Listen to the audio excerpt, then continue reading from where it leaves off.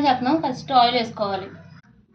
లవంగ, చెక్క, యాలక్కాయలు, అనాస పువ్వు, షాజీరా కూడా యాడ్ చేసుకోవాలి. ఇప్పుడు యాడ్ చేస్తాం. బిర్యానీ ఆకు వేసుకుందాం. ఆ తర్వాత అవి కూడా వేసుకోవాలి. హోల్ గరం మసాలా. బిర్యానీలోకి అన్ని రకాల మసాలాలు వేయక్కర్లేదు, ఇవి వేస్తే సరిపోతుంది. కరివేపాకు యాడ్ చేసుకోవాలి. పచ్చిమిర్చి, ఉల్లిపాయ చీలికలు కొద్ది వేసుకుంటాం. అల్లం వెల్లుల్లి పేస్ట్ కూడా వేగిపోవాలి. కొబ్బరి పాలు యాడ్ చేసుకోవాలి. కొబ్బరి పాలు తీసుకుని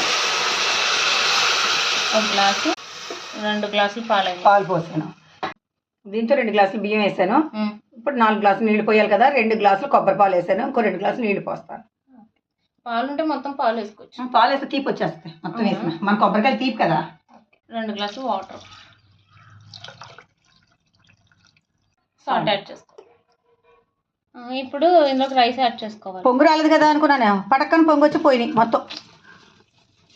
విజిల్ కుక్కర్ మూత విజిల్ రాను చూపించడం మర్చిపోయాం. అది 1 విజిల్ వచ్చిన తర్వాత ఇంకో అయిపోయింది అంతే. గిన్నెలోకి తీసేసుకున్నాం. కొబ్బరి అన్నం రెడీ. వీడియో నచ్చినట్లయితే లైక్ చేయండి, షేర్ చేయండి, సబ్స్క్రైబ్ చేయండి. నమస్తే.